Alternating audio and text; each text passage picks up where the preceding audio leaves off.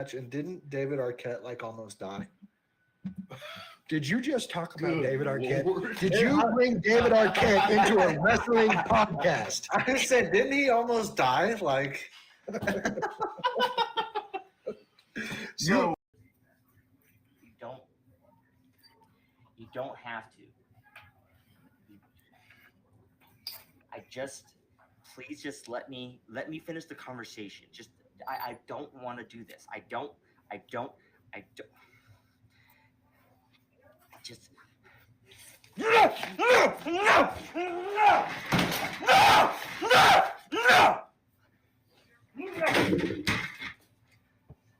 Look at this! This belongs to me! Not you! None of this! Jim, this belongs to me! Me! I earned this! Not you! So All right, so it looks like we're having a couple of issues. Oh my gosh! All right. Oh, there we Yeah, go. there Now we we go. got some told you, sound. I'm adulting better than him already. All right, Hunter, say ass. What? Say ass. No. You're an adult. Come on, don't be scared. You're an adult. You can say ass now. No. See, he's being a good boy. Stuff. So you had a B plus on Raw, B minus on SmackDown, had a B plus and a B. You want to know what show got an absolute S plus in my opinion? S.C.P. That's the one. That's right. Squared Circle Pros Tornado Slam. What a show. From start to finish. Damn. Yeah. Oh yeah.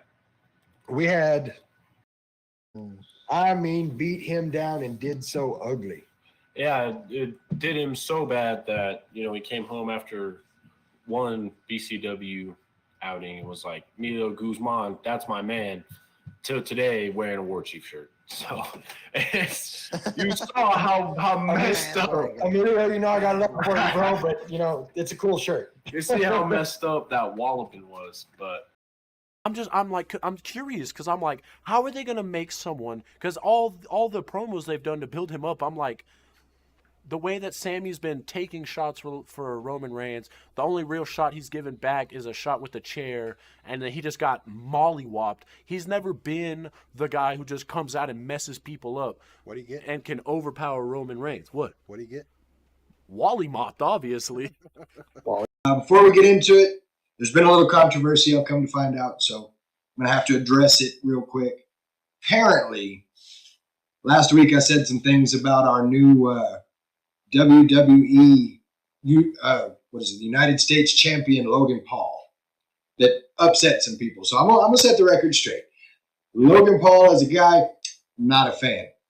As a wrestler, I can honestly say, and I've said it before, he hasn't had a match yet that hasn't been just an absolute banger. So as a wrestler, I've got respect for the guy. Like, I don't understand.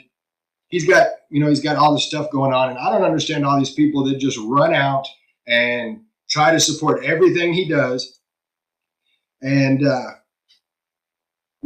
they try to get their prime drinks all the time. And, oh, that's good. What you think?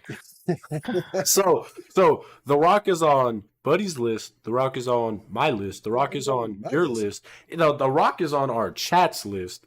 The real question that we need to ask the Not Your Average Mark Wrestling podcast is, can any of us here smell what The Rock is cooking? It doesn't matter if you smell. Oh my goodness, it doesn't. But it's things like that. It doesn't matter. You're okay. I don't know if he's watching live, but I spoke with Scar a little earlier today, and I know he's going to be watching the podcast a little later on. He's doing a little training right now. But there you heard it, Scar. He said he's going to break out of it. Like live on the podcast. He said he can break out of your podcast, or break out of your bear hug. So when you see it, clip it. when you see this, now you know what he looks like.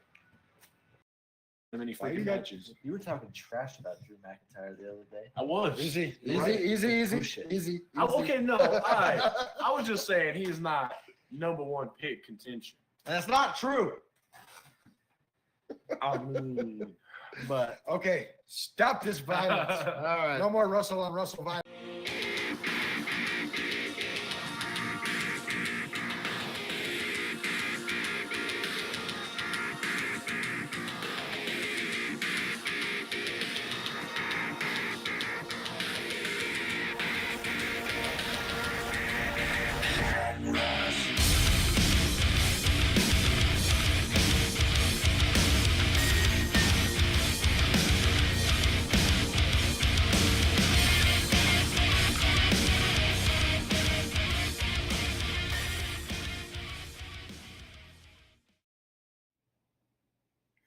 What's up, everybody? Welcome to night one of our week-long run-up to Squared Circle Pro Tornado Slam.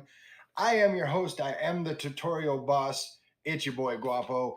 I am glad everybody's here tonight because this is the start of what's going to be one hell of a week. Before we get too deep into things, though, I do want to give a few thank yous out. I want to thank you to Ross and the boys from Labor 12 for our intro-outro music. The track's called Head Rush. The album's called Monsters, and you've got to check it out. Speaking of things you got to check out, what'd y'all think about that new intro? Was that cool or what? The guy doing big things, making things happen. So, of course, thank you to the guy because, you know, it's not easy making this look good, and he does a good job of it. Want to say thank you to American Legacy for our merch. We've got our Not Your Average Mark hats. We've got beanies, we've got skull caps, we've got t-shirts coming soon. So big thanks to Joe and the guys from American Legacy. Got a couple of new things to add to our thank yous. Want to say thank you to JRev 3D Printing. My boy JRev in the chat right now. Cameron, what's up, brother? Glad you could be here. So he did something cool. So I'm going to show you this version of it. This is what I got in the mail today. It's, you know, he does some 3D printing, and as cool as this looks, I'm going to show y'all something. Look at that.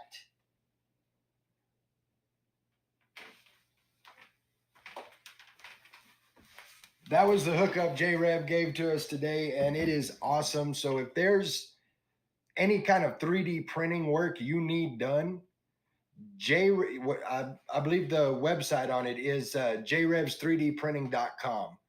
Go out there, get your stuff 3D printed through J-Rev. He'll take care of you. Cameron, I can't say enough, man. Thank you. I appreciate it. Also want to say a big thank you to heckyeahradio.com. As of today, if you go to heckyeahradio.com, there's buttons at the top. One of those buttons says Not Your Average Mark Wrestling Podcast. If you missed an episode of the podcast, you can check it out right there. That'll be the audio version of our podcast. Won't have the video with it. So big thank you to heckyeahradio.com for letting us be a part of that. So let's get into Tornado Slam. It's going to be a good show. Biggest card that's been put on in Squared Circle Pro history. We're going to jump right into some of the matches here. 15 matches. I mean, let's start there. 15 matches, all of them just banger matches, and it's $10.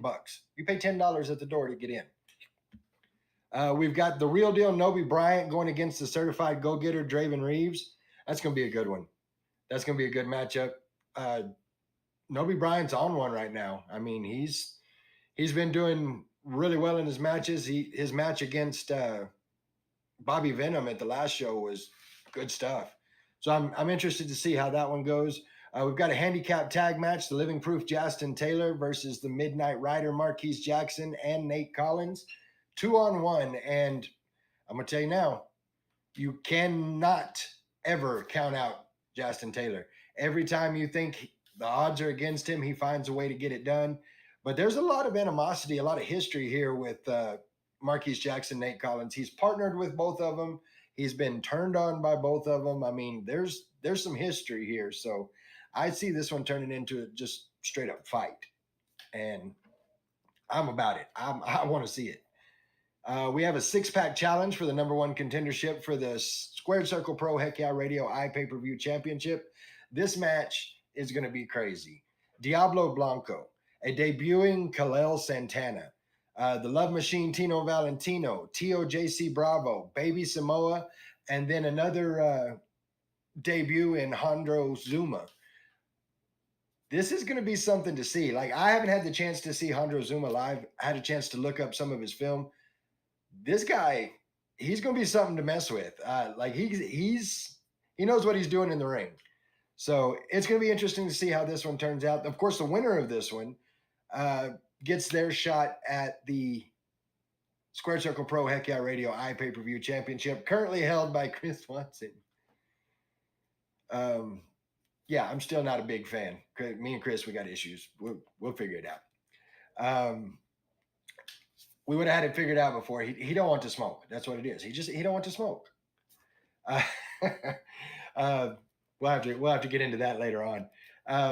That's a six pack challenge. And Rick is in the chat right now. Rick, correct me if I'm wrong on this. The last 6-pack challenge we did, we had, I think it was 3 people in the ring, and every time somebody was eliminated, the next person came in. I believe that's how this one's going to work as well, and it's going to be a fight. I'm ready for it. Our Squared Circle Pro Women's GM doing big work. We've got a women's triple threat match. You've got the trophy case, Nikki Chase going up against Stormy Renee and the Rebel Ruby Devlin. Nikki Chase, of course, already turning heads as she's gotten in the ring, done some big things. We've only gotten the chance to see Stormy Renee once. However, since the last time we saw Stormy Renee, you might have seen her in this other little promotion called AEW, where she was going against the women's champion, Toni Storm. So that's a big deal. And then, of course, the Rebel Ruby Devlin, anytime she's in the ring, it's going to be something to watch. So these 3 ladies, one-on-one, it's going to be great. Not only do we have that triple threat, we've got a women's contention match, a returning SOS, the legs all better, healed up, ready to fight, going up against the rising Phoenix of Texas, Nova Phoenix. Nova has been putting on a clinic as of late. She's not only getting in there winning her matches, but she's coming in when, people are getting jumped. She has become, I hope Gunther doesn't get mad at me. I don't want to get like chopped in the chest or nothing, but she's become a bit of a ring general herself. So it's going to be interesting to see how a returning SOS works with Nova Phoenix. Is she going to be able to get in Nova Phoenix's head? We have our second round of the Squared Circle Pro Texas Tag Team Tournament going on. The first match in that being Code. That, of course, being the smooth criminal Rob Boris and the Spotlight Logan Knight. Going up against the Russell twins, Cameron and Alan Russell. I've seen them wrestle once, the Russell twins, and they know each other. So, you hear people talk all the time about, we know each other so well, we finish each other's sentences. These guys finish each other's moves. It's crazy. I'm excited to see them in the ring again. And of course, they're going up against Code. Here's my thing on Code. I don't always agree with the way Rob Boris and Logan Knight win their matches, but they win their matches. That you can't say, they don't know what they're doing out there. It's going to be very evenly matched, and I can't wait to see how this one turns out. Our second match in the tag team tournament puts the Art of Royalty, that being Donovan Pierce and His Royal Highness King Kizzy against the Riot, the Ring Bully Stevan Remsen, and the Slam God Reggie Lincoln. This is a bunch of big dudes fitting to beat each other up. I mean, that's the best way I can put it. We got the chance to see the Art of Royalty. I'm really impressed with them.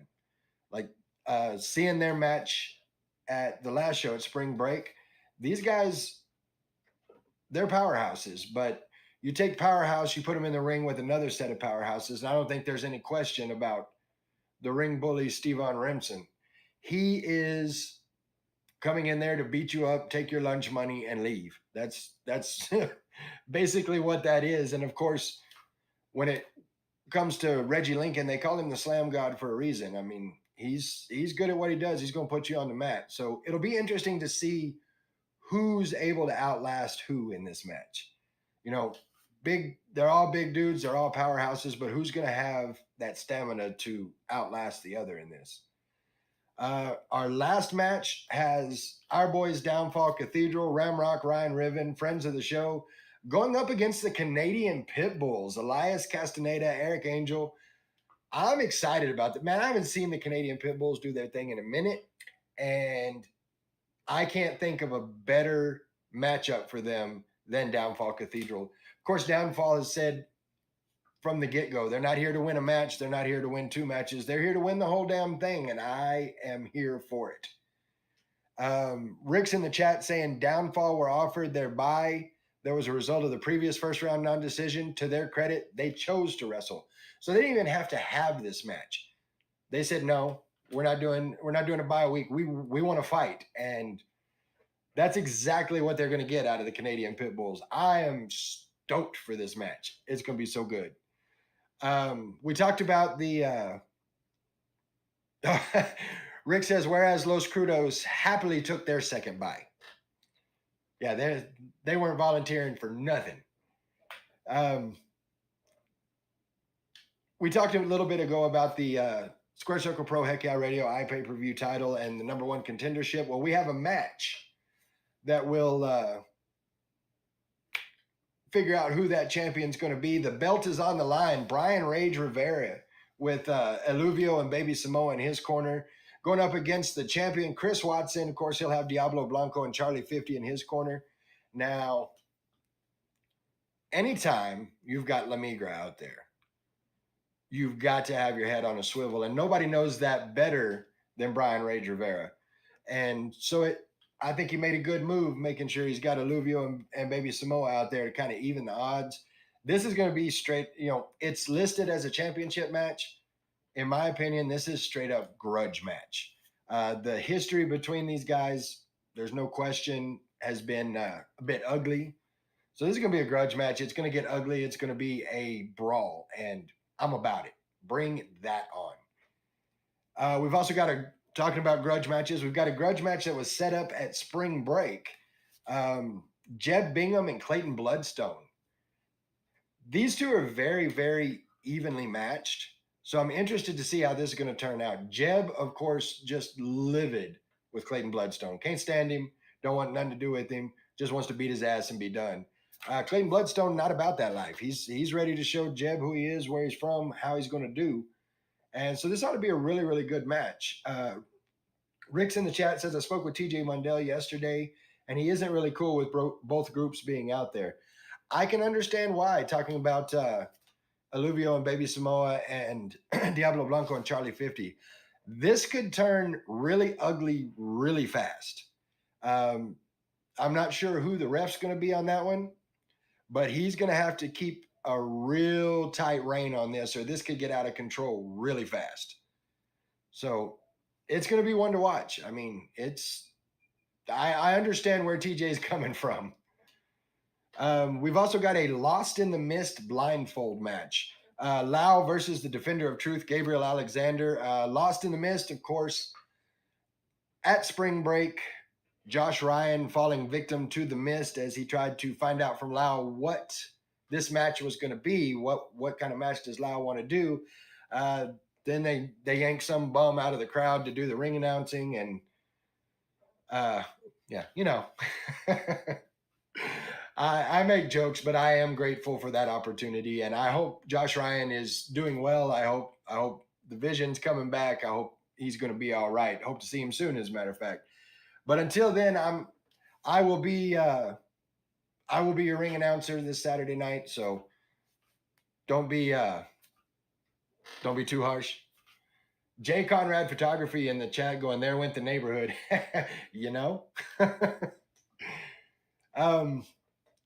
This match is going to be kind of weird. I mean, I've seen some blindfold matches before, and you get one of two things. You get a really good match, or you get two guys walking around the ring trying to find each other.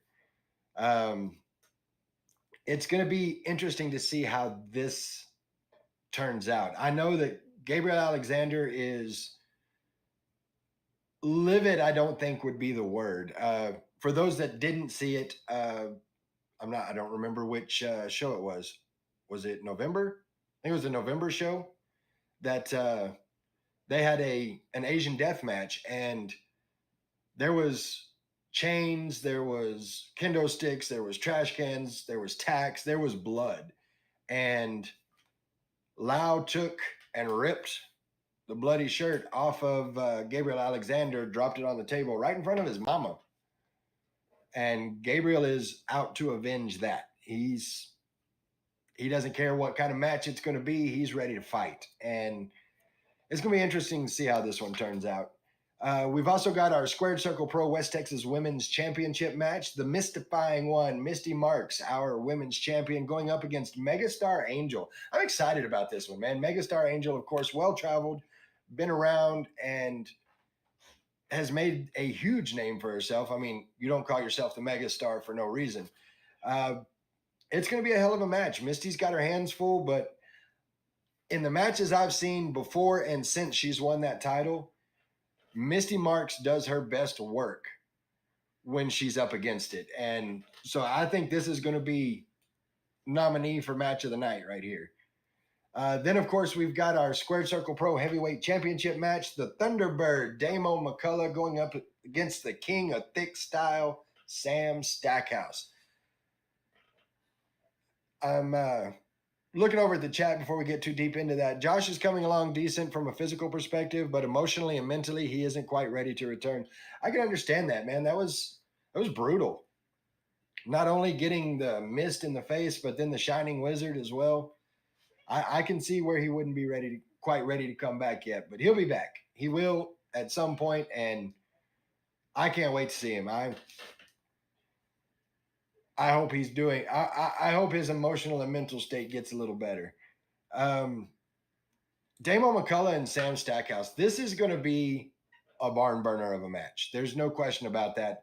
Sam Stackhouse does things that Sam Stackhouse himself shouldn't be able to do, and you put him in the ring with somebody like the Thunderbird, Damo McCullough.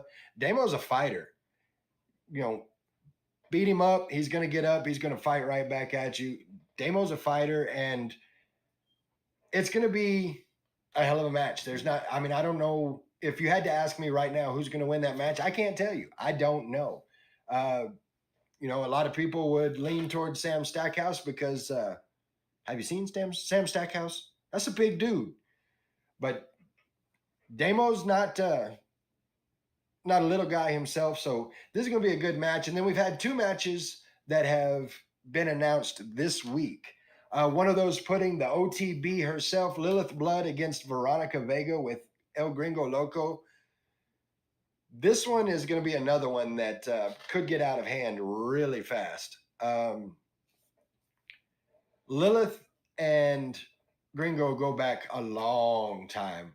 As a matter of fact, tomorrow night, I believe it's tomorrow night, we'll have Lilith on the show to talk about this, but their history it's ugly. And it's been going on for, I think the last I heard was like 8 years. So there's no love lost there. And Veronica Vega, from what I understand, Lilith sent out a contract, said, I want Veronica Vega, make it happen. And things were done, things were changed, and she's ending up with Veronica Vega and El Gringo Loco. This could get out of hand just as much as the other match could. So I hope the ref keeps a good hold on this one. The last match that was announced, Ryan Justice and Phoenix. They want matches. The person they want is our guest tonight. We'll go ahead and bring him in now. He is the one and only, the man himself, Nolen Phillips. Let's go ahead and bring Nolen in. Nolen, what's up, man? I mean, they want me? They do. They want you. What else is new? Yeah, you've got a little bit of a history there with both of these guys. So I know Phoenix beelining towards you every time he got the chance at spring break. Yeah, and it's cost him dearly because he can't get out of his own rage. He could have been going after titles and other kind of stuff, but for the last, I don't know, let's call it 2 years, he's been focusing only on me to the point where he's just completely blinded. Like, I don't know if he knows this or, I mean, like everyone else saw it happen. Like, y'all remembered he like already beat my ass in a cage, right? Yeah, I was there for that. Yeah, I was there for that too. So like usually when you beat someone down like that and you get that victory, you move on with your life and you go do other things. But no, he came out in November and was just like, nope, I still want to do more. Like, why? At this point, I don't understand. Because like there's nothing more. He's already beaten me. Every time we've been in the ring together, he's beaten me.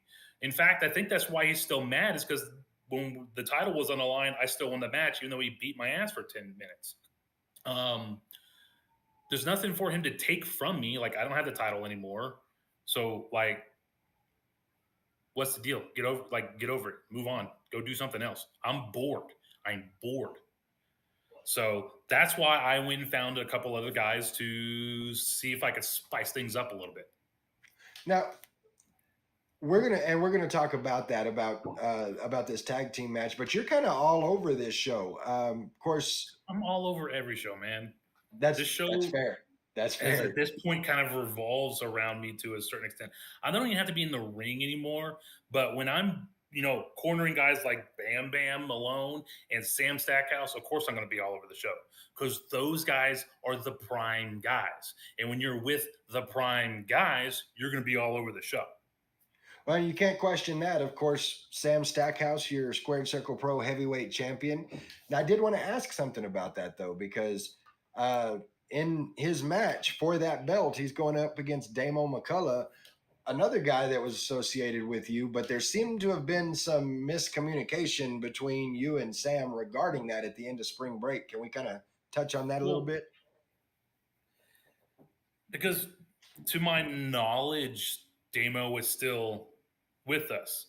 He just hasn't been communicating since that cage match, if I'm being honest. But Damo hasn't really been answering his phone. He won't respond. And I have all the respect in the world for Damo. I mean, I brought him into S.C.P for a reason, and it was to eventually get him to this point. But I guess he's decided that he's just going to jump into the front of the line. And our esteemed GM decided that even though, at least in my opinion, Damo hasn't proven himself to be a worthy challenger yet, he gets to jump to the front of the line. Why? Because our esteemed GM wants to create this chaos between me and the guys that I have represented. At this moment, I'm for sure going to be backing Sam Stackhouse. I'm not sure what the deal is with Damo. And if I get the opportunity, I'm going to try and talk to him about it at this show. But I mean, I don't know what to expect. I mean, there's going to be two ham hocks just beating the tar out of each other, and the title is going to be on the line. So if Damo wins, am I going to be upset? If I'm being honest, I'm not. I'll have to still talk to him and all that good stuff. But, I mean, I still think we're friends. But, again, he hasn't really – I figured he just needed to, let off some steam. But he can't be upset that someone else – that was within the group won the title. I mean, would he be acting like this if Bam Bam had done it, if I had gotten the title back? I don't know. I don't know, because the man won't talk to me. Well, it's going to be interesting to see what goes there. We've actually got TJ. You talk about our GM. We've got TJ in the chat right now saying he put Damo in there for a reason. Yeah, I already told you what that reason was. He's trying to cause a rift within us, because they know they can't actually defeat us. They can only hope that we destroy ourselves from within. That's the only possibility, because we work too well as a team. Well, they don't like that. There's a reason why we weren't put in the tag team tournament either, because we would be, moving quite along with relative ease at this point.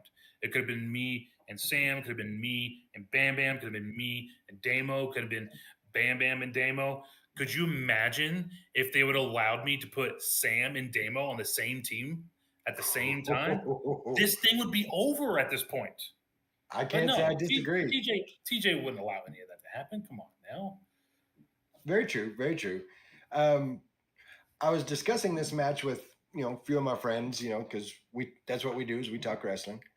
And it was interesting because it was put in the light of, they see you right now in kind of a Heyman-esque situation. You've got Roman Reigns and Brock Lesnar in the ring, and they kind of made that correlation there. Do you kind of see that yourself as, you've got your champ, but this is my guy too? I mean, yeah, I guess if you're going to put it in that kind of perspective, I never try to think and compare against other companies, regardless if it's the big ones versus the small ones. I never really try to put things in terms like that. But I mean, yeah, that's what I'm playing with right here. And it's because I attach myself to guys who I think are going to be successful. And I'm just that little part to help push them to the next spot. Like, you don't forget, I'm still Mr. 1000. Everybody that I have mentored in some form or fashion has ended up with not a title, but the title in S.C.P. Since I've been on the scene, everybody who's touched that title, I have touched in some way. Hell, I beat the holy crap out of Reggie for like 5 years straight, and I was able to rub off him in that 5-year time to where he got a small cup of coffee with the title. So I am that X factor when it comes to that belt. It doesn't mean I have to necessarily hold it, but I'm going to be around it. If you want to call me Paul Heyman, makes sense as far as that comparison, because who else was always around the title? Who's been around it for the last, what, you want to say decade? It's been that guy. That's where I've been for S.C.P. And I don't think there's anybody out there that could argue that. You look at some of the champions, Ryan Justice, he's one of them. Phoenix. Not some, all. All. Okay. Very good. All. Since I've been there, I mean, it was Phoenix. It went to Handgun Dan, who was in my group. It went to Ryan Justice, who was in my group. It went to Jason Taylor, who I was with briefly. It's gone to Reggie Lincoln. As I said, I beat the crap out of him for 5 years, and he got rough. Then it went to me. Then it went back to Ryan. Then it went to Sam Stackhouse is with me. There's like nothing really in between there, except for maybe one or two that had like a cup of coffee with it. And everything else has just been me. And here's the thing. Would I be upset if Damo straight up just tells me, like, no, I've left the family and now here I am going to take the title? Yes, I'm going to be upset by that. But I would still have that 1,000 point streak continue because, again, Damo comes from my tree as well. Damo is one of your guys. Now, I don't know if you've seen anything Damo's been doing since the last time the two of you talked, but there's been kind of a change in Damo. He was at a time the Texas Terror, Damo McCullough, and he's walk in, beat your ass, and leave. But he's gotten kind of a different focus now. And I use that word for just what it is, focus. He's very much focused in the ring on the fights. Have you had a chance to see any of that? Of course. I watch everything that my guys do. I watch everything that potential guys do. I watch everything I can of guys that I want to target, as in I want to ensure they don't get towards the title. Guys like Ryan and Phoenix. Of course, I'm going to be paying attention to what they're doing. I pay attention to everything. How else am I going to strategize? How else do I come up with all the plans and, this part and that part? My contingencies to my contingencies. You can't do that without watching footage. So, of course, I've been paying attention to what Damo's been doing. Well, and it's that change in focus that really makes me interested in how this match turns out. When I was talking about the match, there's no question. Sam Stackhouse does things that, like I said, Sam Stackhouse shouldn't be able to do. Impressive is the easiest word to use there. And that doesn't even cover it. Like, it's his whole moonsault on the man. It's crazy. I couldn't imagine being the guy laying there looking up and seeing that mass come down. Like, even if I thought I could kick out at that point, I'm not doing it. I'm staying down. Like, I'm dead at that point. There ain't no way I'm getting up from that. And I'm glad you put it that way, because that's where I was getting at with this was, while Sam can do all of that, this new moniker, this new thought, the Thunderbird, Damo McCullough, this new focus, he doesn't stay down. There's no stop in the fight. Like, if you get him down, he's getting bags up. Yeah, but if there's someone that could keep someone down like Damo, it would be a Sam Stackhouse. I mean, I'm interested in this fight just as much as everybody else. Do I want this title to stay within the family? Absolutely. Would I be upset if Damo runs off with it and goes into the sunset? Of course. Because now I got to come up with a bunch of other plans, and I really don't want to make Damo an enemy. I don't want him to decide that we're enemies. But he knows where my focus is.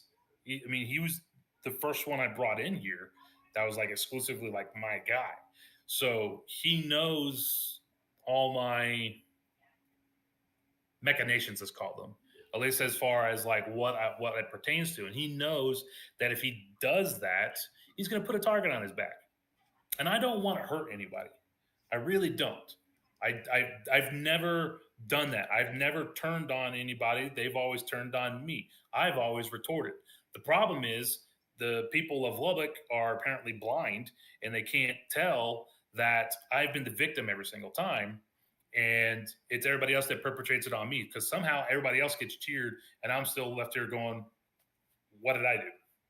Case in point, I put brand new money on it that this crowd is going to absolutely cheer Damo, even though he hasn't done anything. The last time they saw Damo, he was with me in the cage. True.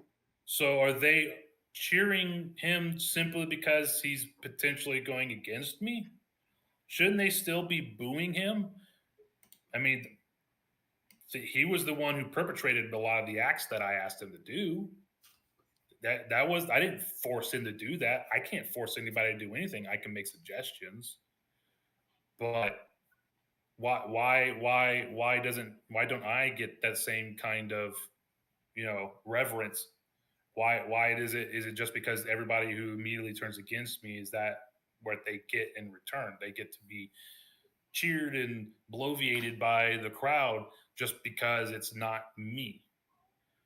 But then again, I guess that would show you the kind of power I actually have, because I know you're going to want to bring up that tag team match, but this would be the second time that Phoenix and Ryan have actually decided to tag together.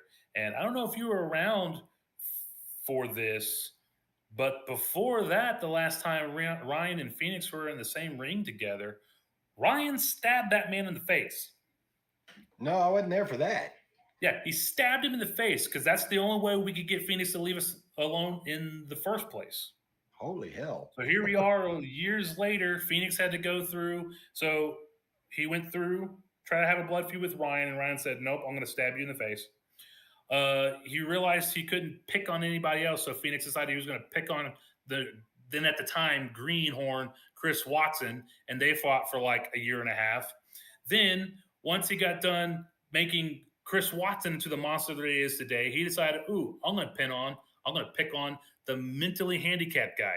And he targeted Mikey for like a year and a half. And the only way that Phoenix left him alone is that he had to kick him in the head so hard that he's not been in the ring since.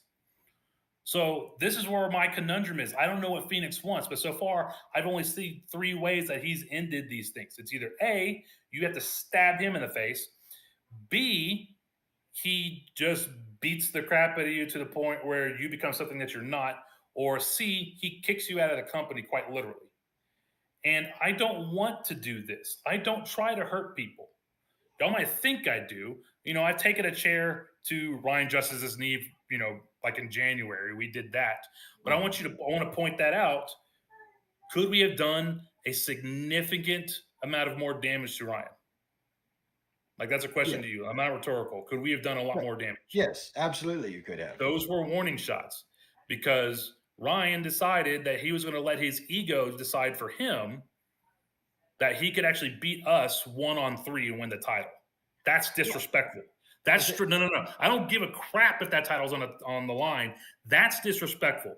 Ryan couldn't beat Sam Stackhouse on his best night, and he thinks he could take all three of us at the same time?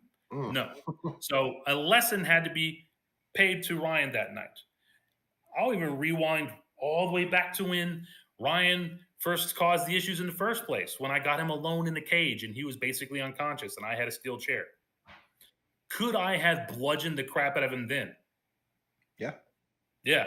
Did I do anything? No. I propped my feet up on him and used him as a footstool. Now, I will say, though, with that, playing devil's advocate for a moment, that could be likened to saying, you know, I took the radio. Could I have stolen the whole car? Yeah, I could have, but I only took the radio. Both things are still bad. All I'm doing at these points is I'm delivering a message, because me telling you what's going on, me explaining to them what the comeuppance would be, they don't listen to that. I told Ryan explicitly, because he came out earlier in the show, to accept that matchup, that 1-on-3, and I straight up told him, dude, if you accept this, we are going to hurt you. Like, that's going to be the goal. And if there's anything I am not a liar. I have not lied about anything. I've always said exactly what is going to happen, what my plans are. I don't pull the wool over anyone's eyes. I say, this is what's going to happen, and this is what I'm going to try and do. And he went out there and expected us to not do anything. And I don't understand why. Because I straight up told him what was going to happen. I don't know why anybody in that crowd would be surprised either. I told you exactly. I did that the whole time I had a title.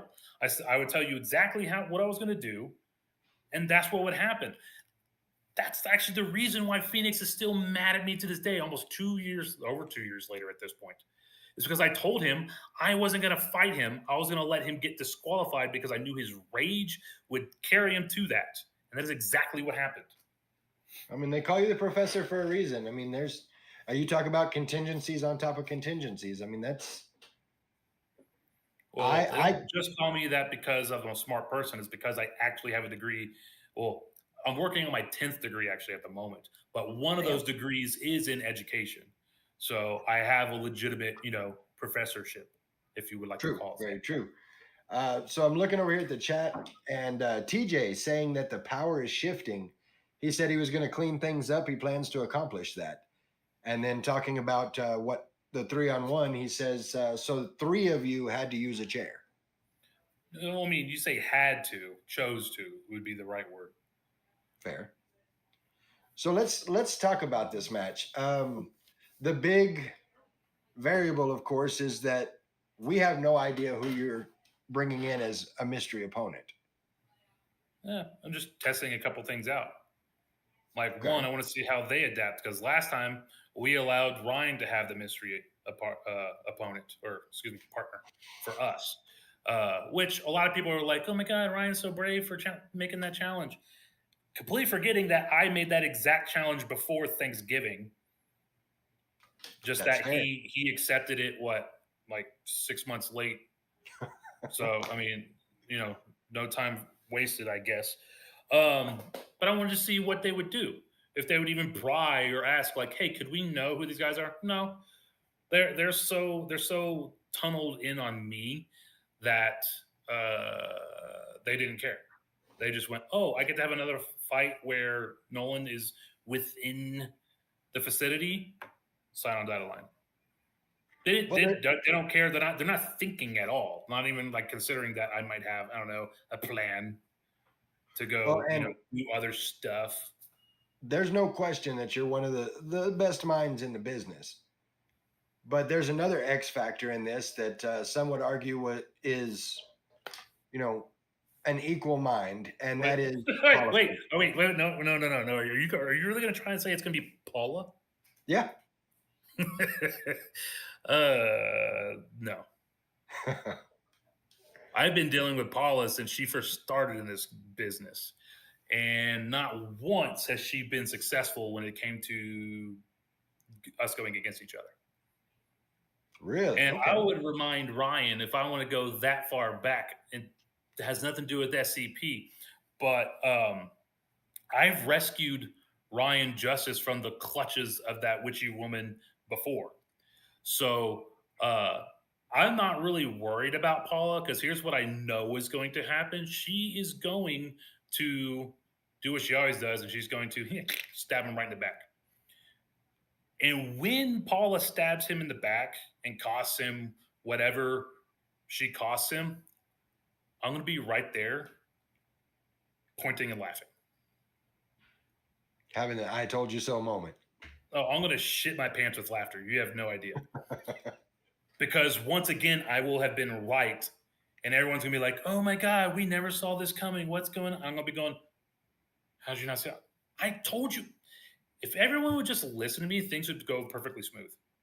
But they never do, even though I'm like literally telling them, like, this is what's going to happen. Like, I'm telling you right now, there's no way Phoenix and Ryan are winning this match, just like they didn't win the last one. You know how I guaranteed that? I just took the count out. Yeah.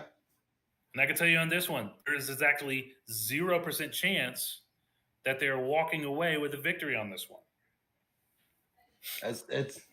I'd call it a bold prediction, but as we've likened you once already to Heyman, I guess we're getting that it's not a prediction, it's a spoiler. I'm not going to steal anybody else's gimmick, but here, TJ, go put this one on a t-shirt for me. You can call me a rat. That's RATT. You call me Mr. Rat for all I care. That's Mr. Right all the time. There it is. That needs to be a t-shirt. That's one for the wall over here. We need that needs to be a t-shirt. It is interesting with this, like there's no question it's hard as Ryan, Justice, and Phoenix. Already you've talked about the rage. You've talked about them not being able to think through the rage. But trying to think through that rage and preparing for a tag team you don't know who is. Like, I mean, it does sound as though in this you've got all the advantage. Of course I do. I always have the advantage. Even if I'm like in a position where I'm in a handicap match, I'm still an advantage. Like, I don't know if you remember this, but when I had to earn my second or third opportunity at the title, I had to go through 3 rather large men in a 3-on-1 elimination handicap match.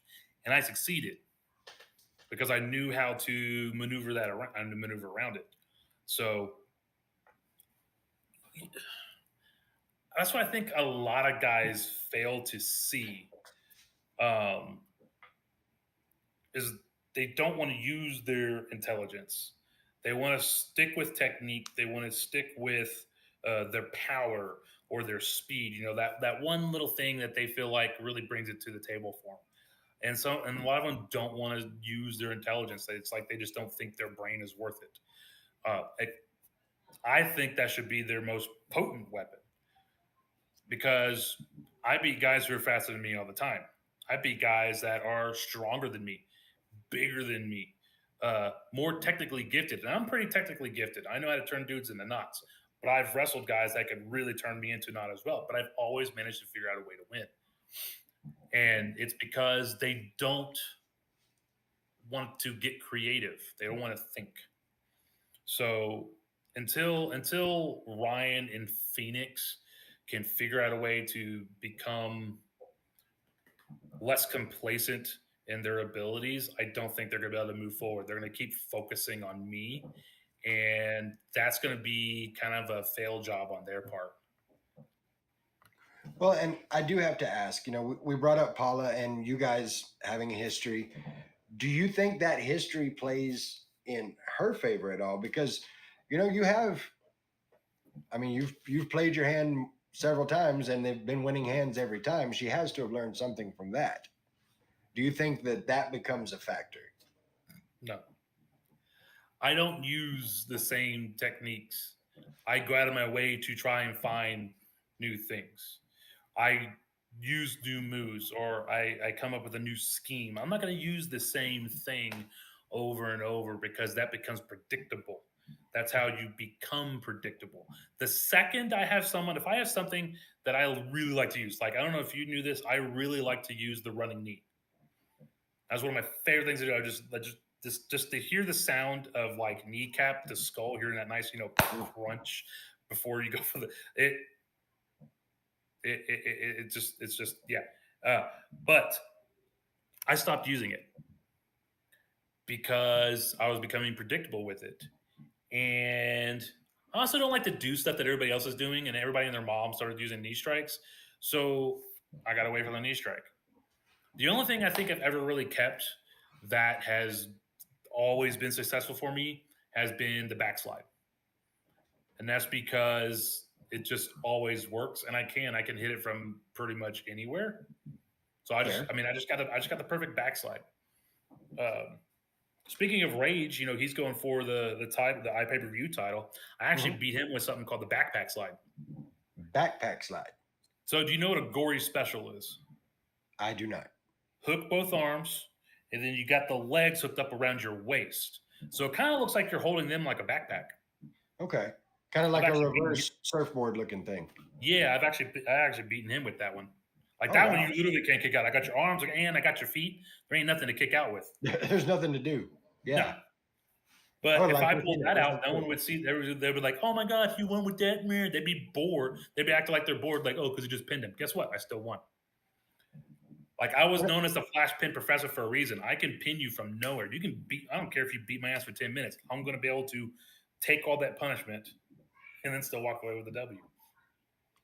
Well, and you've got 2 opportunities at the show Saturday to do it, and I can't say that it's not going to happen. Like, I will say that the match with Damo and Sam, I just don't know what's going to happen there. I know exactly what's going to happen. It's going to be, to borrow somebody else's phrase, 2 meaty men slap a meat. That's exactly what's going to happen. That's exactly what it's going to be. I don't know. I'm a psychology guy, and just the I don't think there's going to be any. There's not going to be any nuance in this. There isn't going to be any schemes. You just got to let the 2 beasts just go out and see who the bigger bull is. That's all you can do. I come up with schemes all the time, right? Right. Like, of course, I would try to come up with a way to help Sam win, but do you really think I'm going to try and get in between that? God, I hope not. These are 2 silverback gorillas. Like, have you ever seen that video?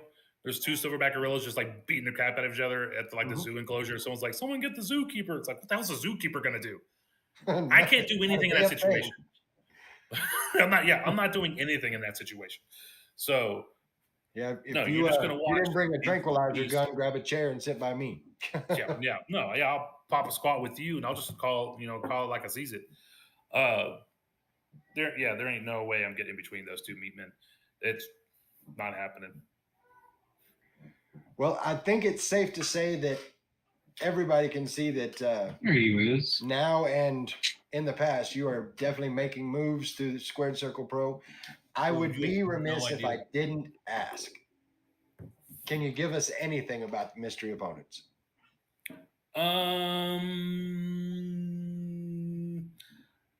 If I had to put money on it, I would say, based on their reputation, future S.C.P tag team champions. Okay. Don't read too much into that. I'm just saying, if I'm going to back a team, that's fair. Mr. 1000. So, but like I said, I'm always seeing. My door is always open. I've made overtures, overt overtures to people like Phoenix, like Bam Bam Malone, like Jason Taylor in the past. But my door is always open. If there's any wrestler out there that's just like, you know what? I really know what I'm doing. I'm a good wrestler, but I just need that little extra, just that little extra just to get from here to here. And right here is where that title is, whatever that goal is that you want. Come to me. I will help you figure out how to get to that elevated position. I guarantee it. Again, I'm Mr. 1000 in that regard. Absolutely. And I can't wait for Saturday. I can't wait to see your guys go at it. I can't wait to see who you bring in for Ryan and Phoenix. And all of this, along with every other match we talked about at the beginning of the show, $10, man. $10 at the door to watch this. $10 would be enough just for Damo and Sam by itself. Oh, absolutely. If I'm booking this thing. So this show is worth well more than $10. You're going to get your money's worth for sure. Well, we've got about 5 minutes left, and when we get to this point in the show, I like to turn it over to my guest anything you want to say to the people watching, the people listening, the wrestling world in general, my friend, the floor is yours.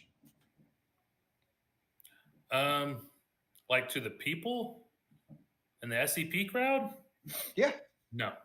No. I don't have anything else to say to those people.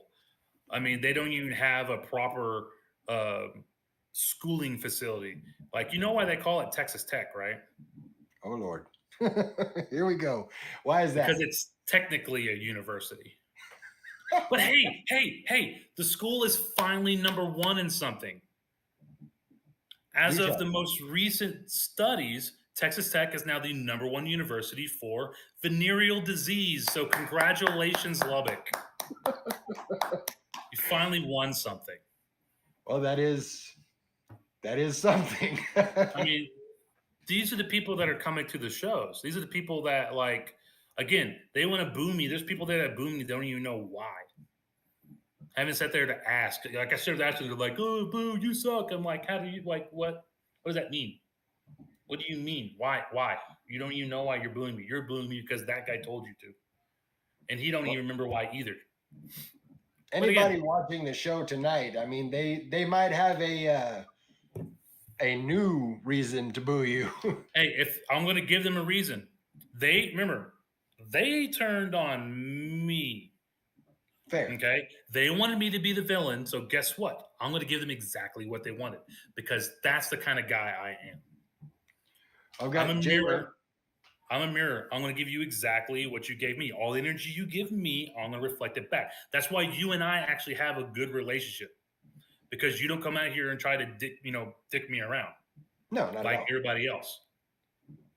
Like I could have had a good relationship with TJ, but literally day one, he was like, nope, I'm going to screw with this guy. So I'm going to do it right back. Well, and it's interesting to see where this goes past these matches because I know there is that little bit of animosity between you and TJ, and where that goes, I'm not gonna lie, I'm about it.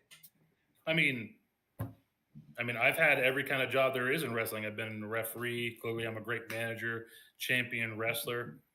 Maybe I want to take a shot at running the show. Maybe I'll go take his job next. Well, TJ, there you have it. Keep that eye open, looking over the shoulder, because it sounds like Nolan's coming. Over in the chat, we've got J-Reb saying, hasn't Texas Tech always been number one for that? Well, I mean, they actually haven't. They actually haven't. They've always been around like number 2, number 3. They finally jumped up in number 1. Well, see, J-Reb, that's my boy. We've been boys since back in the day. And when we were in school, they were on that road to number 1. So. Oh, yeah. And I thought at this point, like I feel like they take pride in it, which is just it's just super gross. But like I don't know why Lubbock is like that. Like they just want to be dirty, I guess. Well, not to play into it, because I am a as Sam Stackhouse has deemed us a Lubbockian. But I mean, they did enjoy it enough to give it a name. I mean, it's the Raider Rash. I mean, it's a disgusting place. I don't know how most of them are walking around with just like pustules bursting forth from their foreheads. Like, I mean, if it was up to me, which clearly it's not, we would run somewhere else. But you know what? Actually, I take that back because Jake's Back Room does a fantastic job. They must deep clean the ever living crap out of that place every single night. With like, I don't know how many gallons of like Windex and bleach, but I want to put over. That's what I want to do right now. I want to put over Jake's Back Room because they are fantastic to us. They're fantastic to all the bands who come there. That's probably the only reason I would go to Lubbock is specifically to go to Jake's Back Room. So they are a great venue. There's that little clean nugget in the middle of that cesspool. Now, Jake's has always been a great venue. And it's the perfect place to house a show like this. 15 matches, biggest card ever in Squared Circle Pro history. And you can see it all, $10 this Saturday, May 4th at Jake's Back Room. If you're not there, I don't know what the hell's wrong with you. With the exception of J-Reb. He's out there trying to Texas up California a little bit. for those that are unable to attend the show, like J-Reb that are in other states and stuff, heckyeahradio.com. You can see the show live there as well. And man, I'm looking forward to it. Nolen, I want to thank you for being on the show tonight. Absolutely. I can't wait to see what you have in store for Ryan and Phoenix in the way of mystery opponent. And I wish you guys the best of luck. As No luck needed. that, I love the confidence. I do. Promise. Sarah says someone get Rick a Long Island. Well, we will be back here tomorrow night with the OTB herself, Lilith Blood. Until then, I want to thank everybody in the chat. I want to thank everybody that's watching, everybody that's listening. You guys are the reason we make this happen. And I will see all of you tomorrow. I'm Guapo. That's Nolen Phillips. We're not your average marks. We'll see y'all tomorrow. Yeah.